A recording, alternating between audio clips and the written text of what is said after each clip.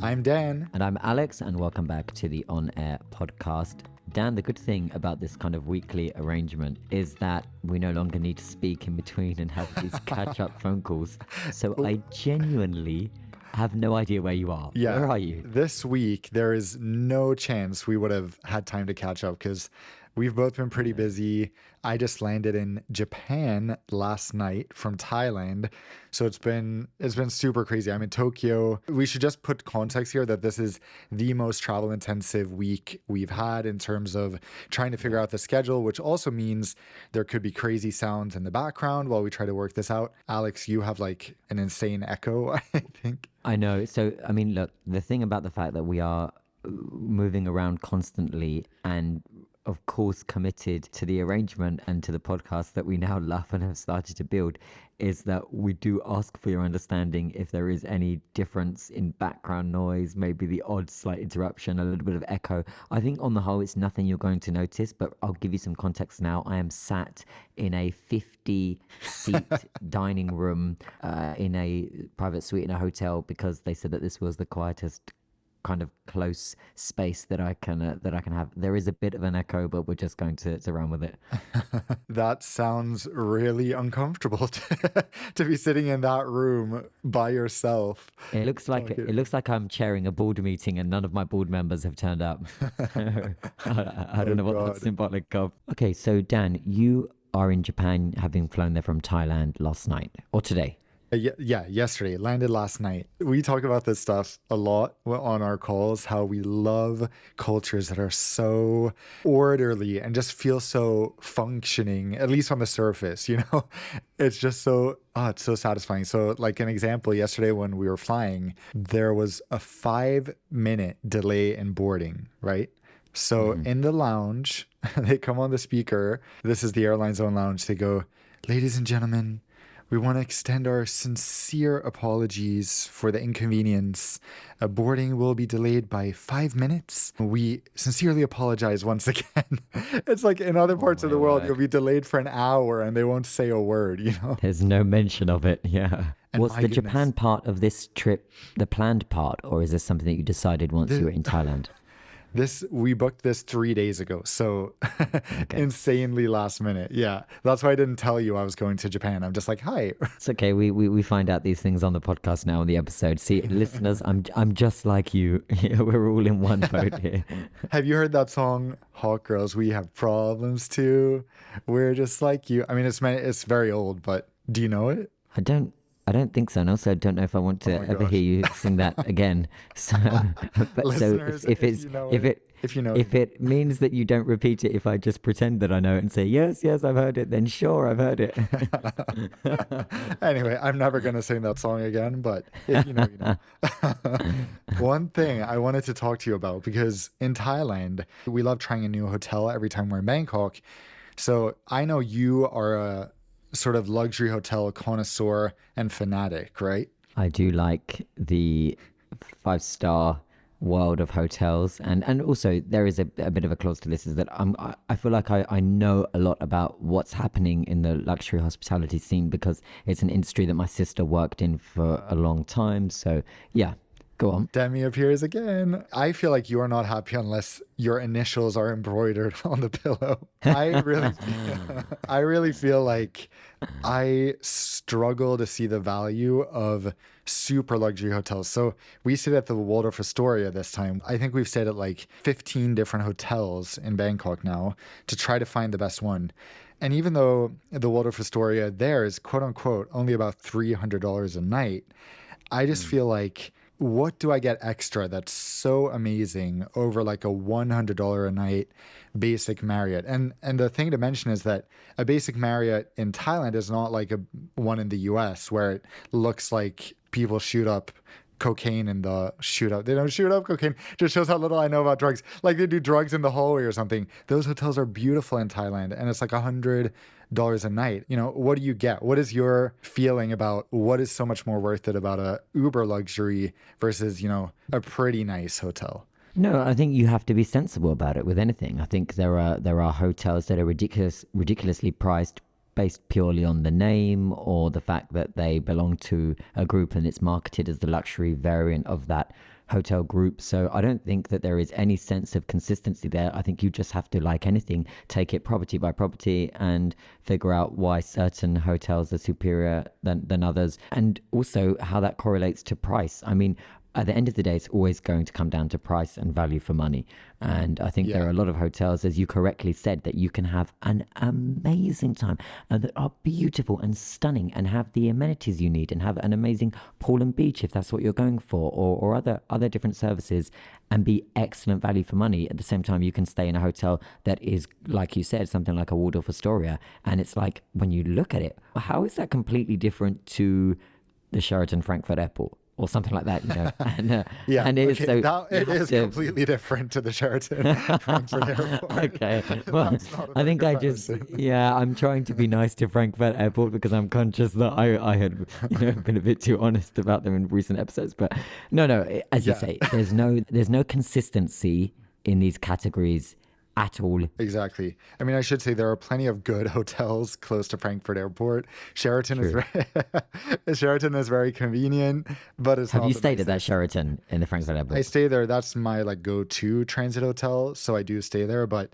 That's it's my not nice. And EU. That's my EU 261 hotel. That's the hotel when the last flight has been cancelled, and we all end up oh having to god. stay overnight. And it's always the Sheraton Frankfurt Airport. And it's always the receipt I have to put in to get the European compensation back for the cancelled flight. It's like not so happy to see you again. But I Yeah. don't even think you understand what I'm saying about these US hotels because you've likely never stayed at one where, as I said, in many parts of the world, they're building new hotels. So the basic sort of mid-range Marriott or Hilton Uh-huh. is nice, but in the US, many of these hotels are like 40, 50 years old.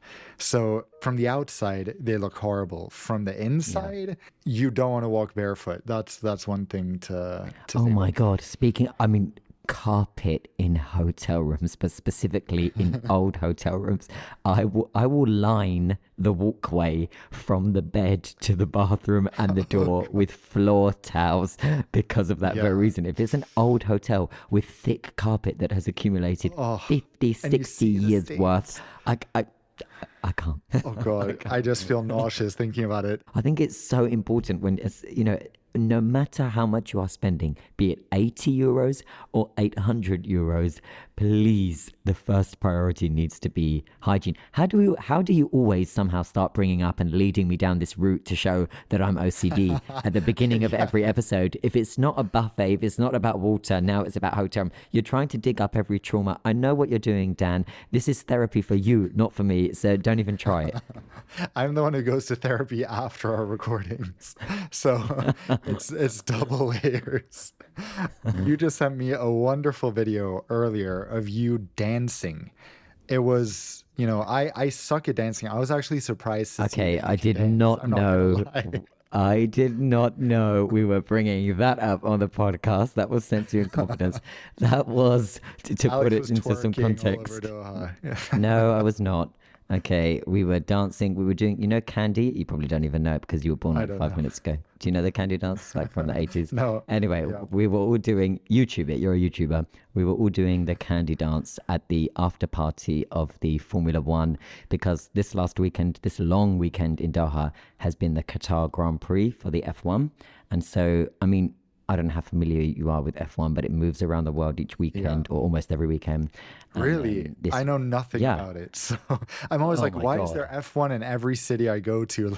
Like how is this always here? I know the F1 is amazing and like, motorsport and all of that. And I love all of it because I guess the context to this is that my father into motorsport is like what I am to aviation. I mean, he eats, sleeps, lives, Mm, breathes cars, always has done since a kid. And so there's a kind of a bit of a similarity there.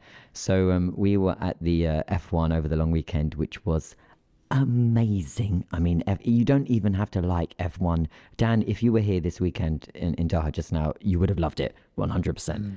And As long then as I don't we have to were. dance with you because I look like I am the whitest dancer that has ever walked this earth. Well, but what's funny was while we were at this kind of after party concert and we were all dancing and having a good time, this guy came up to the bottom. We were on kind of like a raised platform. This guy came to the bottom and he was like, Alex, he was like, I'm Dimitri's. I listen every Wednesday to the podcast. And I was like, No. yes. And I said to him, I'm going to shout you out on the podcast. So there we go. This is the shout out to Dimitri's, who said he's from Greece and Cyprus. Wow. So thanks, Dimitri's. Thanks for saying hi. And for also, well, yeah, keep it hush hush about the, the whole dancing thing. He did better than me. So Yeah. this week we have, I mean, you cannot imagine my frustration and panic when we get off our recording last week. A few hours later, it's like KLM, Air France-KLM buying 20% stake in SAS. I was like, what? The plot twist. Insane. So we need to move on to the news because I've been waiting exactly 7 days to talk about this. Here we go. Let's start with the hot topics of the aviation sector. So, SAS, this is Scandinavian Airlines, have been in financial difficulty for quite some time now. And they are a prominent carrier with a very long history. And of course, some strong links there with Dan, given that Dan is half Swedish. The financial struggles that SAS has had to endure over recent, not just months, but over recent years, A long entirely time. Yeah. separate, and separate to the pandemic. This was pre-pandemic, and this is often the case with some older legacy carriers that lose their way a bit and have to have some sort of either restructuring, or they have to ultimately reimagine how the airline is going to survive in the modern world, and it's not always successful. And so we finished recording the podcast last week, and as Dan mentioned, bam, we get the news flash. Air France-KLM.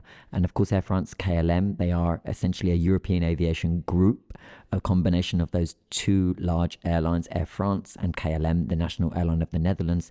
They will be taking a 19.9% stake in Scandinavian airline SAS, and this is part of a package with two other investors. And what the airline group, Air France-KLM, says is that they think that this deal will now strengthen its position, not just across the Scandinavian market, but what we are seeing in front of us is further European airline consolidation. Oh, that was our closing topic last week, which made it even more like, how is this happening? And the crazy thing is that it was so out of nowhere, right? It was like, Yeah. who foresaw of all airlines, Air France-KLM investing in SAS? It was a complete plot twist. Now, of course, the other major news with that is that SAS is one of the founding airlines of one of the largest alliance groups in the world, Star Alliance. And I'm sure many of the listeners will be familiar with Star Alliance.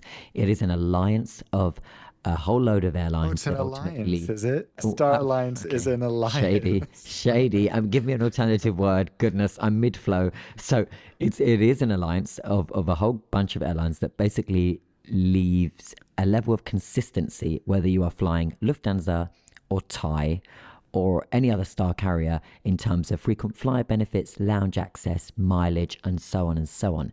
The big news is that for the first time ever, a founder member airline of Star Alliance, and a very prominent member until today of Star Alliance, SAS, will now have to leave the alliance because of this investment from Air France-KLM, who belong to another alliance, Skyteam. And that is what has also sent shockwaves across the industry, because if you are a gold member because of SAS, well, things are about to Bye bye change. Lufthansa. Yeah, this is what's really the big news. Okay, there was another piece of news that was pretty significant about they're actually being delisted from the Swedish stock market, which has huge implications for those who own SAS stocks. That's probably not relevant to most of you listening, but I have never received so many messages, understandably, about a news topic until this week. And people are asking, what does this mean for the future of airlines in Europe? What does this mean for the future of where SAS will fly? What will happen to their hubs?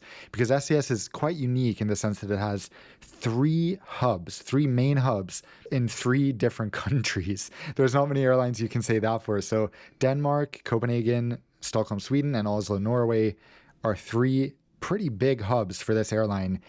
And of course, now this changes how every European airline, not as much the One World Airlines, but definitely the Star Alliance and the Skyteam Airlines, have access to Scandinavia, and how Scandinavian travelers have access to the world. There's a few things that go into this, right? When SAS is bought by Air France, that means that suddenly Air France-KLM, it's like Monopoly. They bought a huge chunk of the world from another alliance.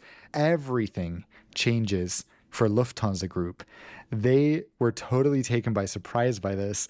Can you imagine being a fly on the wall that day when this announcement came through in Lufthansa Group HQ? So I spoke to a couple of execs in the Lufthansa Group, but not at Lufthansa mainline. And to say that the airline were caught off guard when this had happened would be an understatement, because of course consolidation is what these big airline groups are driving towards. And not just that, they are actively all becoming, ultimately one airline, as we spoke about last week, that reduces competitions for passengers, but they pretend that isn't the case. But the bit that I wanted to ask you, Dan, given that you have grown up on these planes, you have grown up flying SAS. SAS is arguably one of the reasons as to why you are so passionate about aviation and we are sitting on this podcast today. I want to know, do you like the fact that this has happened? Is this good news? Are you not sure? Is this about to unearth another childhood trauma? In which case, we'll do another episode tomorrow and we can discuss it fully in a therapeutic way. Tell me. This is so exciting to me because no shade to SAS, but ultimately very much shade that they are truthfully, and I think a lot of people see this, one of the most boring airlines in Europe in terms of no specific brand, no individuality, no niche. And the fact that even though they were a founding member of Star Alliance, they were never included in the closest transatlantic partnerships between Lufthansa Group and United. These transatlantic joint ventures are a huge deal for all three alliances because basically they coordinate their schedules, they share revenue. It's like being one big airline in that market. SAS, although they're heavily reliant on Lufthansa and Lufthansa Group, were never part of that. So they were flying across the Atlantic competing against Lufthansa Group, which of course hurts their bottom line since they don't have, as big a group to work with. So to me, this is exciting that now we don't know that they'll be part of the Air France-KLM joint venture.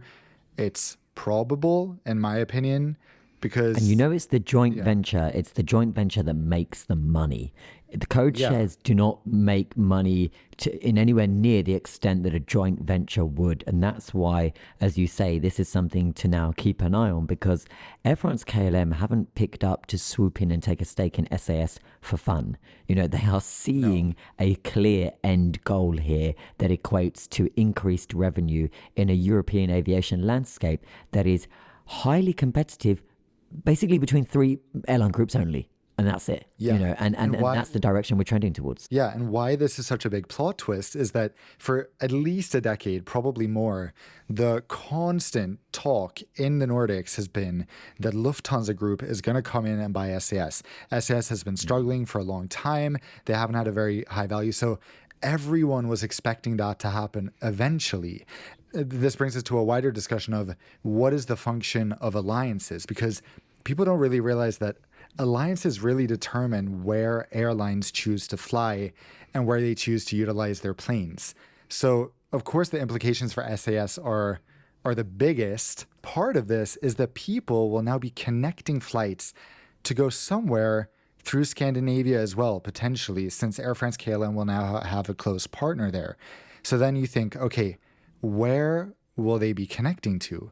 That comes a lot into SAS strategy, that SAS currently has a bit of a scattered network to Asia. They fly to Tokyo and Shanghai and Bangkok starting around now. Then in the US, maybe more significantly, they fly to Newark, to Chicago, to Washington Dulles, to San Francisco. They also fly to Miami and LA. I think those will stay, but it's very interesting to look at all these US cities, all the airports they fly to are United hubs. So what happens once they stop being partners with United and they're not in the Star Alliance? That changes the airports. They'll fly to in New York, of course. Hopefully they'll get slots to move to JFK. They'll increase capacity to Boston, I'm sure. We might see flights to Atlanta. And what people don't realize is that this doesn't only affect the airlines that are mainly involved here, the three airlines in this case, but it involves every airline in both these alliances Singapore Airlines, Thai Airways, Air Canada is another one. I was trying to think which airlines have quite a strong presence in Copenhagen, because all these airlines, Thai flies daily to Copenhagen and Stockholm. Singapore Airlines flies, I'm not sure if it's daily, but often to Copenhagen. And Air Canada has just expanded it, or they had just expanded their partnership with SAS as well. So what happens now? Well, presumably some of these routes will have to be cut. Yeah, and I was just going to jump in and say, and to explain it clearly, as you just literally touched on, the reason why many airlines were there in the first place is because they have SAS as a partner, which of course now they no longer will have, because SAS is essentially jumping out of one bed and jumping into bed with other airlines, and that is how it works in aviation. Yeah, exactly. So it's going to be very interesting to see which other airlines launch flights to Scandinavia in the coming years. Airlines all over the world will be changing their routes, meaning many have new aircraft available. So where do they send those?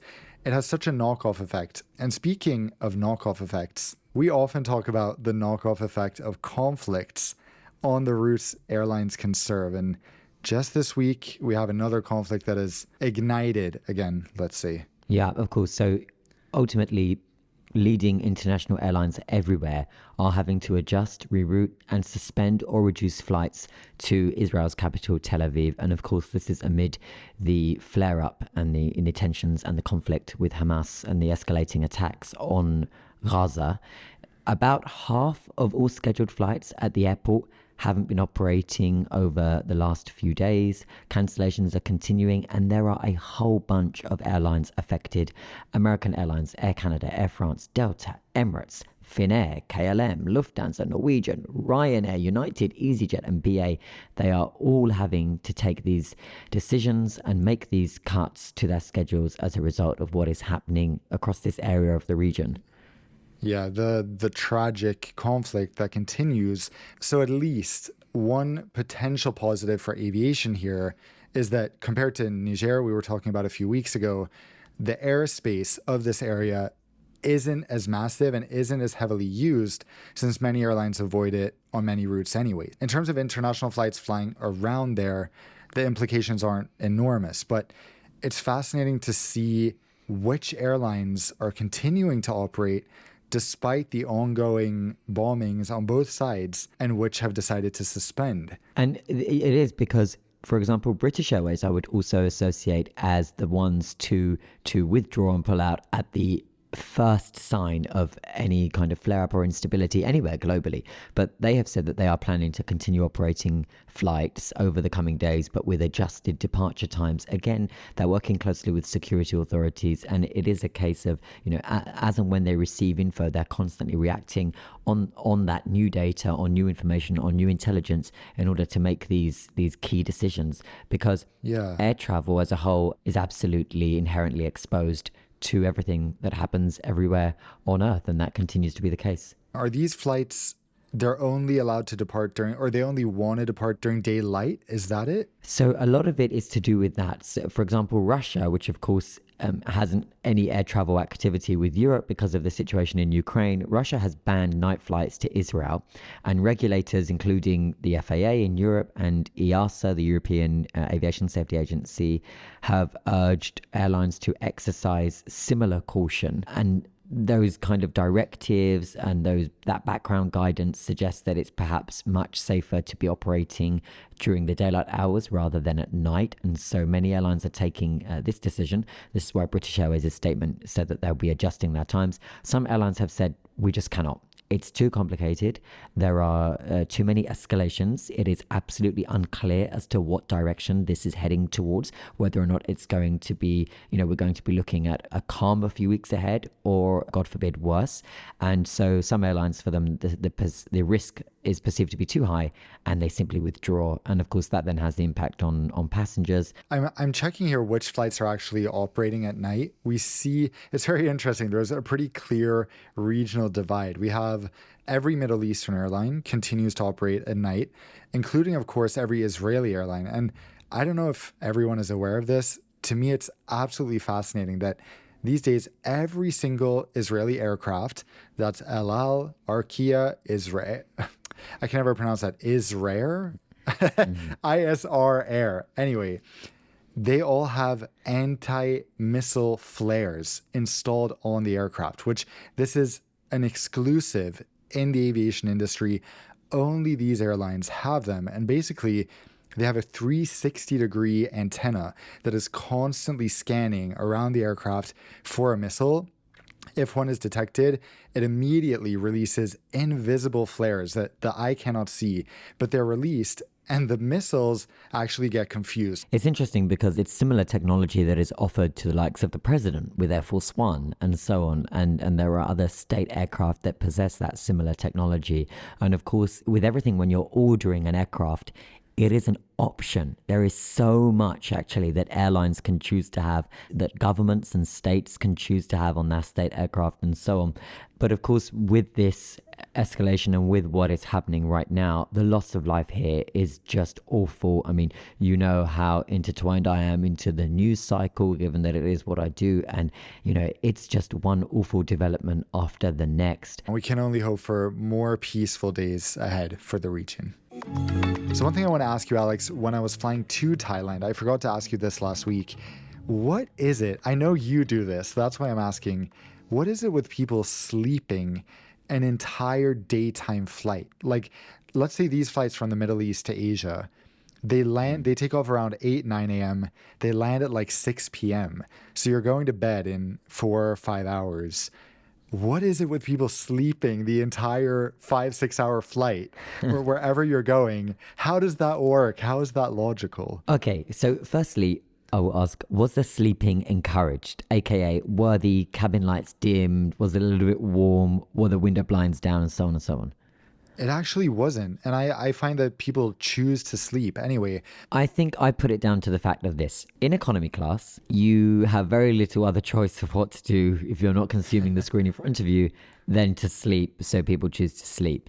The second point, I think, is that as a society, we could all deal with a little bit of extra sleep, so people exercise that right by being in a position where they can't do anything else, so they think, I'll just sleep. The third point, I think, is that some passengers in business class have understandably waited a while for that flight, have either saved up for the ticket, are impressed by the novelty of a lie flat bed, so want to enjoy the concept of sleeping in an actual bed on an aircraft, regardless of the flight time. So I think in order to better understand it, Dan, you have to take off your frequent flyer hat for a minute and think, okay, you know, they're told and marketed in business class, for example, this is going to be a bed. Forget the fact that it's 9 a.m. and the sun has just risen. This is going to be a bed. So naturally, you want to enjoy a nice, comfortable sleep. In But economy, that makes it's no like, sense. If it's your first time, why would you want to sleep the whole experience away? That I I would agree. think the opposite, you know? I agree fully. I think that it's a waste of money if you're only going to sleep and you're not going to Yeah. at least enjoy some of it. But I think there are a large portion of travelers that would actually be able to recognize that on a daytime flight, in order to help your body clock adjust, you should really be awake. But sometimes I don't blame them because the airlines encourage it. I mean, I flew in the summer on a daytime flight that departed at 8:30 in the morning from the Middle East, arrived to Southern Europe at 3 p.m. local time, daylight the whole way, assuming that most passengers had had a normal night in bed prior, or, well, on that route, most of them were leaving Doha. So most of the passengers on that flight were all Doha based rather than transit. But the crew dimmed the cabin to full darkness. The electronic window shades were lowered on the A350. It was pitch black. It was a little bit warm. And so despite me being, for example, very well rested, and I had just slept 9 hours in bed, and I'm now having breakfast, my head starts going and I start to feel a little bit sleepy. And I'm like, whoa, whoa, whoa, whoa, what is this? You know, we have received a ton of questions since we started the podcast that are all in the airplane etiquette category. So we have gathered them all up. And this is actually related to one of them, window blind etiquette, because on a flight like that, I don't know about you, airplanes are my most efficient workplace. I mean, it's not even comparable to anywhere else. I'm like a machine on planes. Yeah. I agree. I'm the same. Yeah, you can just type. So if I'm taking a daytime flight and that's a work day or work flight for me, I can't fall asleep. But sitting in the pitch dark, like you said, it's really hard not to.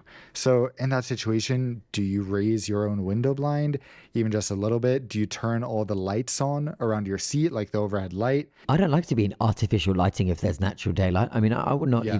even for example, in a hotel room, I could not have the lights on if and the curtains or blinds shut. In that scenario, I think I would, in economy, raise it a little bit. In business, I would feel comfortable having it open if it was shielded by something like a suite door. So I think it depends where you're sat, but I think that everyone is entitled to raise it a little bit, but maybe not flood the whole cabin with light, because it is true that on many routes, it is the second flight for the passengers. And you and I both fly from really big hubs all the time. And it's rare that we are based at those hubs, for example, rather than having passengers that are simply transiting through. This is such a divisive topic and question. I think that it's a bit of a balance where you need to look around. You need to see, is Yeah. there not a single other window open? Okay, then maybe not. But I'm always the last person to lower it unless I'm going to sleep. If I notice everyone else has it lowered, I will lower it. But I won't be the one to lower it so that other people start lowering it. You know what I mean? Okay. That's what a lot of people complain about the 787 Dreamliner with those dimmable windows. They just hate the fact that on I so hate many it. airlines are now, you know what, and the 787 has been around for a while now, okay? And for most of our listeners, if you've flown long haul or mid haul, you probably will have been on a 787. The Dreamliner has those dimmable windows, so you start to darken it, you press a button. They're terrible, okay? They don't work properly. They let the sunlight in still, even on a daytime flight, depending on what direction you're flying. But the reason why it's extra bad is because now it's given, at some airlines, the cabin crew this control to say, you will sleep because we will darken the entire cabin automatically. That evil and voice so is on and so on. appropriate. This is sinister. Take us back to the days where my hand would raise and lower the window shade with perhaps small polite conversation with my seatmates as to what they would like to not have it, so that, I mean, you have passengers who have paid a fortune for this ticket, and perhaps they're flying over territory that they want to see, for example the North Pole, Greenland, all these places that, you know, typically we don't get to very much, and they want to be able to see these amazing views, and the cabin lights are automatically locked on this dim, dull navy blue setting. It is the problem with flying on the 787 Dreamliner. Boeing received And now the A350. Can you believe that Airbus also introduced those windows? dimmable windows, and so this issue is growing, it's spreading, and Airbus are saying, don't worry, ours are so much darker, we have fully blacked out windows, to which of course But that's some not airlines our they're going to think, complaint. yeah, exactly. The complaint is that in air travel there is already so much we do not control. For God's sake, let us control our window shade. Absolutely. You know what I do in those situations where the crew lower them all the way down to the darkest setting and lock them? I don't accept it. On earlier this year, I was flying Turkish Airlines. The flaps were still down when they locked all the windows on the darkest setting. We were 60 seconds off the ground. They immediately do it. There's a beautiful view of the skyline outside. I immediately ding the crew call bell. I go, excuse me, please unlock my window. I was enjoying looking outside. What was the response? He was like, yeah, yes, sir. So he went, he Okay. unlocked them, and I put them on 2 settings up. So it wasn't beaming in light, but I could Yeah. see outside. I had enough daylight. So in a way, that's the good part of the 787. It doesn't have to be all or nothing, but it's beyond frustrating that the crew are able to control it. That's up to each passenger. And in my opinion, it is ultimately each passenger's choice. I think the best window shade option that exists out there on aircraft are the blinds that are integrated with the electric blinds that are integrated within the upper deck on many A380s, but also on some A350s. Coming back from Los Angeles last week to Doha, and also actually Okay, going there. last week, you're stretching it a bit. Yeah, I'm in LA every week, you know. Dan, the return flight was last week. It was a week ago. I mean, don't be shady about it. Anyway, go on. On that flight, the A350-1000 has those blinds. Oh my goodness. They are so perfect. And I thought this back when the A380s first had them, because they have two settings. You press lower, the first blind comes down, bringing this kind of shaded tone where natural light is not coming in directly, but it's kind of a warm glow behind a non-blackout blind, if you like, whatever the word is for a non-blind blackout blind. And then you lower it again, and then you lower it again, and the second blind comes down, now delivering you full blackout. That's great. That's the best of both worlds. I wish more aircraft had that. Many passengers get to enjoy that on A380s, but only on the upper deck. Some airlines only put it into premium cabins. I love that. Another question we got that is equally controversial in terms of your autonomy and your control versus other people is recline. Of course, we're mainly talking about premium economy and economy. What is the etiquette there? I would look back and politely, or rather let no. Firstly, hold on. This is whoa. Sorry, I've just realized. Whoa. Hold on. This is really important. The first thing I would do is check that there is either no food or, crucially, no laptop open on the seat behind me. That's what you have to be careful of, because laptops get crushed when these seats suddenly reclined and it was open on the table behind you. So the first thing I would do is check that. Then in those scenarios, I say, I'm just going to recline my seat a little bit, if that's okay. I think only once I've been in a position where the guy said no, and I thought, well, I'm doing it anyway. but in the other scenarios, I think they really appreciated that I asked, and it just gives them a minute to, move the earphone, pick up the drink, something. I think it's just good etiquette to say, and I would always recline it so gently.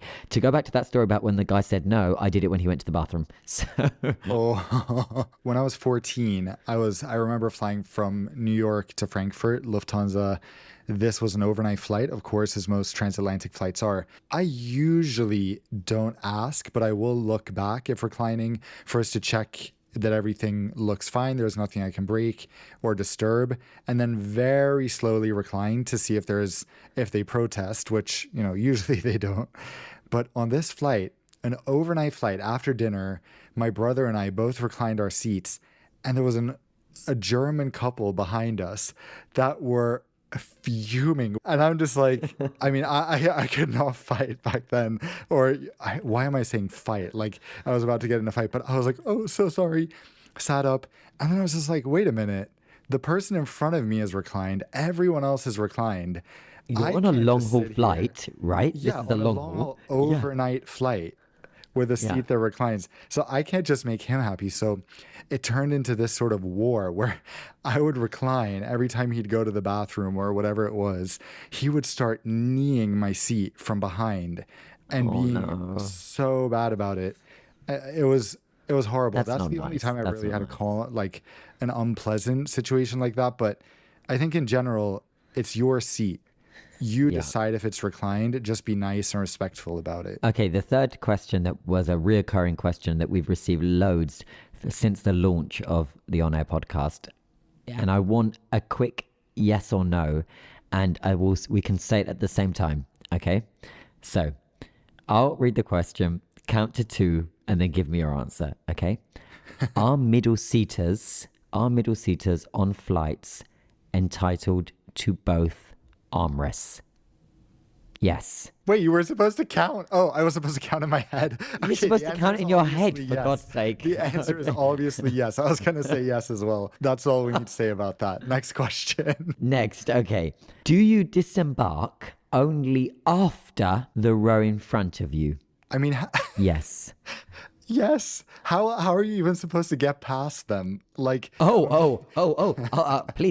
But the passengers on my flight from Rome to Munich will show you how. God, unbelievable. On a single A321, and you've got a passenger in like row 26, and he's forcing his way through because apparently he had somewhere to be. Oh, because the rest of us were planning to spend our night on the A321.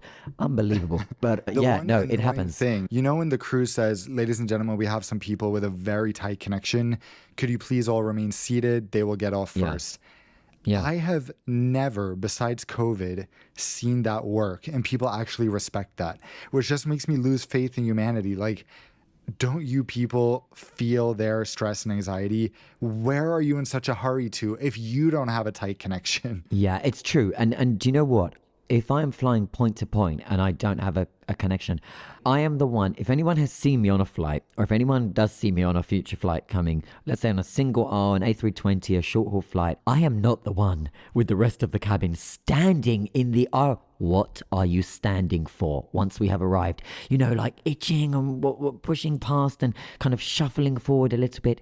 We will disembark row by row. I literally remain seated until the people in front of me start to move, and then I start to get up. The moment that I'm up, I'll get the bag out of the locker and I'll exit. This is how I believe it should be. I don't understand this thing about we arrive at the gate, bam, everybody stands up. And it has gone viral now, hasn't it, on Instagram and TikTok, about it's that there's this sound and it's a woman in America and she's saying like, where are you going? What are you doing? What? Sit your ass down, and so on and so on. That was a bit last year or 2021, but sure. It was, but it's absolutely relevant, because until today I'm looking at them thinking, I don't know why you guys are standing there. And also, I can see that jet bridge, it hasn't even started moving. You're going to be there for 15 minutes. So, and then they just awkwardly stare down at anyone that's still sitting and, you know, and doing it the actual way. And it's like, I don't want to, why you, yeah, I don't know, it's bizarre. But yeah, the obvious answer to that one also, thankfully it's obvious to both of us, is yes. Okay, another question. We have to talk about gate lice, quote unquote gate lice, while we're talking about gate this. Lice. Goodness. What are gate lice? Gate lice are the airport equivalent of lobby lizards. So lobby lizards are the ones that do it in the hotel. Some hotels are crawling with lobby lizards, and it's basically those that just they need to call pest control. Literally, they just hover in the lobby. What are they doing? Nobody's quite sure. Right? Are they in-house guests? We're not sure. Are they here because they're part of some kind of entourage? Not sure. Are they using the free Wi-Fi or trying to find like those girls? Exactly. It's all a little bit White Lotus. Yeah, it's all a bit White Lotus. So gate lice are the ones where boarding is going to be at 3. It's on your boarding pass, it's at 3. There's no delay. The screen above you at the gate says boarding commences at 3. And this happens so much in Germany. And you have... You said you were going to be nice today. No, I'm being realistic as well. I'm being realistic. The Germans will agree with me, okay? And at like 2:40 p.m, you have every person who's, I am Star Alliance Gold, I am Star Alliance Silver, I am Star Alliance, whatever is below silver. I don't think it is bronze. Is it bronze? No, there's Is it bronze on Star? There's nothing. There's I am Star Alliance nothing. Okay. And they're all scattered around the gate. There's plenty of empty seats, plenty of time to behave like normal human beings and take a seat and relax and so on. But they're ready, vying for position. At the same time, I'm sympathetic with the fact that a lot of people are forced to do that because they need to get on the aircraft to ensure their hand luggage is accepted onto the aircraft, which we have spoken about in a previous episode, which is an ongoing saga. So on one side, I totally get it. On the other side, I hate it. On long haul flights where everyone's bags fit, I don't understand it. And doesn't it make you so stressed and anxious seeing the line build, especially, you know, if I'm flying economy and I see this line building, I can be sitting down and I'm fine. But it's like an emergent property, or it's like a snowball effect. One person, then 2 people, then suddenly people start getting anxious. So everyone has to get in line, and it's just a lose-lose. And it's all those small things, you know. People start glancing at their watch, even though we're still on time. They start looking at their watch, and they start looking at the screen, and everyone is holding on. I mean, if you want to be a successful gate louse, I think is the singular form of that. I think it is louse. Louse. Okay, we're not bringing Laos, the country, into this. It's a wonderful place to visit, by the way. It's Laos. I just Googled it. It's Laos. The word's Laos. Really? Okay. Yeah, it's Laos. Speaking of Laos, have you heard what's happening in Paris? God. Anyway, there's bed bugs everywhere. Oh, yes. Actually, I just have to say very quickly, I was going to book my brother and his girlfriend to fly back to the US on Air France. His girlfriend was like, you think I'm flying through France and bringing bed bugs to my new New York apartment? I was like, whoa. So that shows even some early 20-year-old people, this has reached them to the point where they don't want to fly Air France. Are you joking? Are you joking? It didn't reach them. I'm not joking. No, I know you're not joking. I'm saying, of course it reaches them. They're the ones that knew first. Okay. When it reaches the ones who are not as digitally savvy is when we have what's known as cut through, basically where it cut through even to their homes, even to their conversation and so on.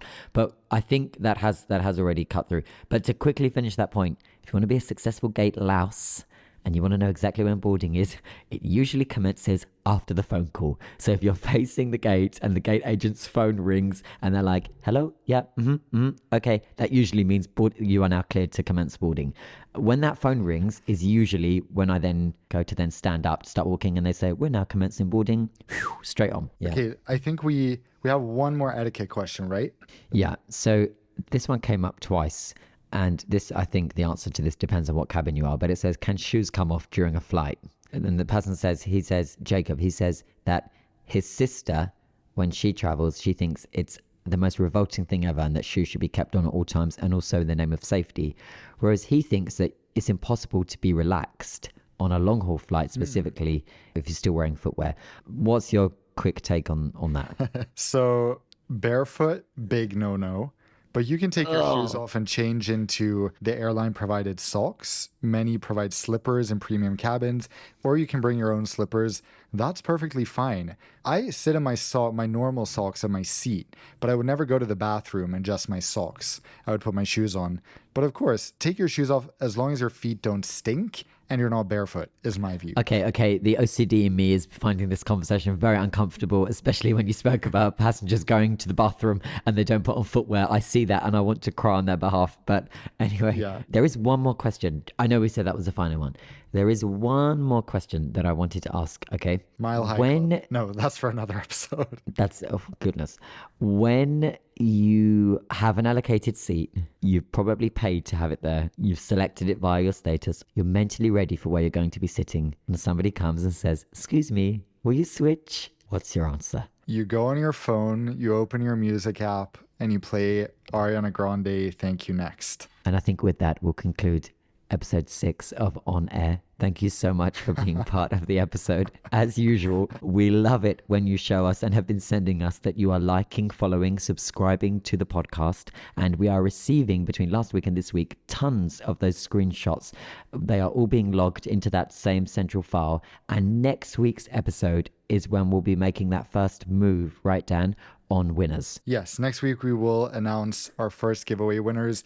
We are so excited for next week. We hope you'll come along, can answer more questions, hot topics as always. We look forward to seeing you then. I'm Dan. Oh no, I'm not. I'm Alex. Goodness, I'm Alex. He's Dan. This was the On Air podcast. We will see you next week. See you later. See ya. Bye. I love that.